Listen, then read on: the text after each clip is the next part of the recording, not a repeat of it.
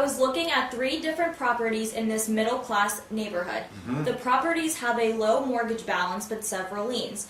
IRS, Connecticut Department of Revenue Services, credit cards, mechanic liens. Oh, I love them. I have negotiated paying credit card liens for 10 to 30% of the value. Right. Will the IRS and State Department of Revenue negotiate the debt or temporarily lift the lien to close? Do not pay off an IRS lien. Instead, go ahead and take title to it when you're ready, and then submit a release of lien request to the IRS. Once title transfers to you, you'll need a copy of the deed.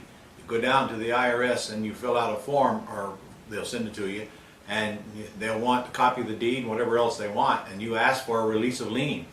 When they send you the release of lien, it will take 2 or 3 weeks or so.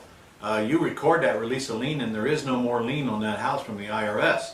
Now, they'll only do that if the deed transfers. They're not going to do that from the debtor. And keep in mind, they don't have to do anything, but I've had them do this 22 times now. They don't have any reason to punish you, the new buyer, so they'll generally release it.